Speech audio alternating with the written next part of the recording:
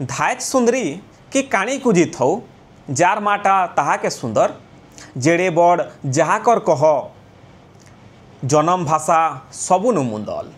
नमस्कार जय माँ समलेई। आगे आपण मैंने सभे जानिछन आमर संबलपुरी कोसली भाषा ने रामायण महाभारत भागवत निजर व्याकरण आउ अभिधान भी रचना हो सारी जेनता कि आम गला एपिसोड रे कथा होतिलु कोसली रामायण राम राहार स्रष्टा कौशल वाल्मीकि हेमचंद्र आचार्यंकर बारे तांकर राम राहा 2001 साले प्रकाशित होता। तार आघनु कोसली संबलपुरी रामायण लेखबाटा मूल करते 1946 साले आउ प्रकाश होता 1997 साले जेनटा के लिखिथिले कौशल श्री इंद्रमणि साहू आज्ञा। तांकर कोसली रामायण प्रकाशित होकर बहु चर्चा आ प्रशंसा साउटी थिला जहार लगे बोलिकर तांकु कौशल वाल्मीकिर उपाधि रे तांकु सम्मानित कराहीतिला आ कौशल वाल्मीकि इंद्रमणि साहू भावे सभे तांकु प्रशंसा करी करी सबु आड़के प्रख्यात लाभ करिथिले।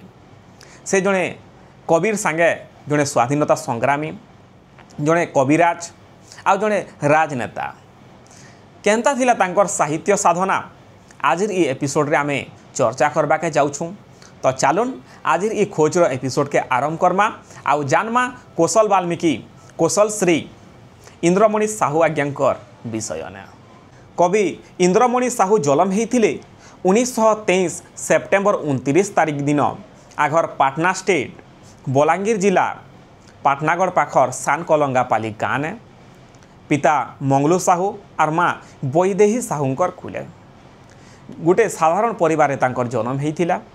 छुआ बेलू ही साहित्य आउ पाठ पढ़ा प्रति तांकर बहुत आग्रह देखा देइथिला। 1936 साले बलांगीर पृथ्वीराज हाईस्कूल छाड़ला परे पाटना स्टेट कस्टम एएसआई भावे महखंड रे जोग देइथिले। परे स्वाधीनता संग्राम रो डाक थी 1944 साले मात्र 24 वर्ष बयस ने चाकरी रु इस्तीफा देकरी कृषक आंदोलन ने जोग देइथिले।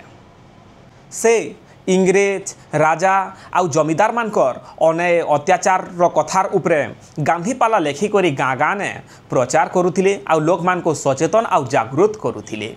1947 साले से बलांगीर जिला कांग्रेस दल रो भिन्न भिन्न पदर भार तुले थिले आउ जोगीमुंडा ग्राम पंचायत रो 4 थर सरपंच पद ने निर्वाचित होइथिले। 1975 साले पाटनागढ़ ग्राम पंचायत रो समिति चेयरमैन होइथिले आ 1972 साल रो भोट ने स्वाधीन प्रार्थी भावे ठिया होइथिले। से जड़े प्रतिभावान व्यक्ति थिले। तांकर एते राजनीति जीवन भितरे भी तांकर से साहित्य साधना से केबे नहीं छाड़ी। से समयाने अनेकटी कवि माने लेखक माने उड़िया भाषा रे लेखा लेखी करुथिले हेले से निजर मातृभाषा संबलपुरी रे लेखबाके नहीं भूली। से अनेकटे काव्य कविता जनाण दंडगीत पाला लेखिछन तांकर कलम रु झरीछे। तार संगे संगे से संबलपुरी शब्द कोसली शब्द 20,000 रु अधिका ठुलैछन आ संबलपुरी भाषा साहित्य संस्कृति जगत के गोटे नुआ दिशा देखैछन। से 1949 रु 1951 तक कविराज ट्रेनिंग करिथिले आ कविराज भावे आखर पाखर अंचल रोगी मानकर सेवा करुथिले। 1948 रु 1950 भितरे तांकर कविता संकलन बाहरी थिला कुरे फूल झारमली चषा कर भरसा। तांकर सबुनु चर्चित साहित्य कृति भितरुन हेउछे कोसली रामायण जेनटा तांको एते बरस बरस बीतला परे भी अमर करि दैछि। तांकर कोसली रामायण लगी तांको सिंधे केला ने कोसली वाल्मीकि भर उपाधि मिली थिला आ गोटे नुआ परिचय पाइथिले कौशल वाल्मीकि इंद्रमणि साहू। 1982 रे पाटनागढ़ साहित्य संस्कृति आउ गंगाधर साहित्य समिति द्वारा से सम्मानित आउ संवर्धना हेइछन। पाटनागढ़ लायन क्लब भुवनेश्वर नुआखाई भेटघाट आ 1997 रे तांको कौशल श्री उपाधि रे भी सम्मानित कराहेइछे। संबलपुर यूनिवर्सिटी रु ओडिशा साहित्य एकाडेमी पुरस्कार भी तांको मिली सारी। एंता आहुरी अनेकटे अनुष्ठान संगठन तरफ भी से सम्मानित आउ संवर्धना हेई आसुछन आउ संबलपुरी भाषा साहित्य जगतर गर्व आउ गौरव पाल्टिछन। कौशल श्री इंद्रमणि साहू आज्ञा तांकर कोसली रामायण के 7 खेंदारे रचना करिछन। तांकर पहला खेंदा डॉक्टर दुलगोविंद बिश्य आज्ञांकर प्रतिष्ठित कोसलायन कोसल साहित्य एकाडेमी द्वारा प्रकाशित हो सारी। तांकर आउ 6 खेंदा अप्रकाश भाव रही। सेंता तांकर अनेक काव्य कविता अप्रकाशित हो रही। डॉक्टर दुलगोविंद बिश्य आज्ञा जड़े कोसल भाषा साहित्य प्रेमी, जड़े गवेषक। से वर्तमान Titlagarh DAV college Odia department HOD.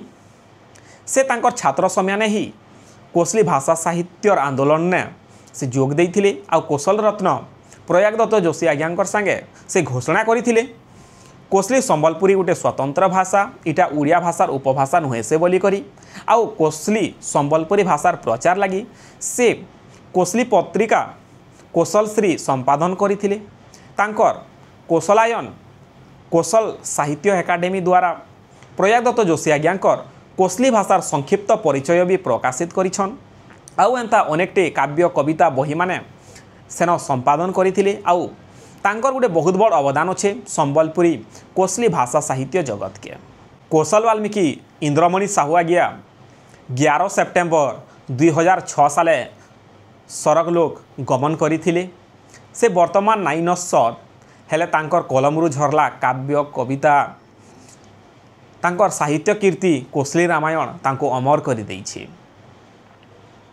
तांकर साहित्य कीर्ति के मने पकाबार लगी तांकर जन्मदिन 29 सेप्टेम्बर के कोसली संस्कृति दिन भावे भिन्न भिन्न जगह और भिन्न भिन्न अनुष्ठान तरफ पालन हो आसुछे।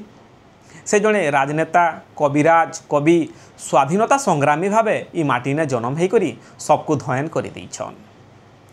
तांकर अमर आत्मार आमे सद्गति कामना करुछुं। तांको आमे भावपूर्ण श्रद्धांजलि देकरी आज ई एपिसोड रु आमे विदाय नेउछुं। वीडियो के बहुत मात्रा रे सांगसाथी मान को पठेई देबे। आउ वीडियो के लाइक करी करी चैनल के भी सब्सक्राइब करी देबे। नमस्कार। जय कोसल, जय मां समलेई।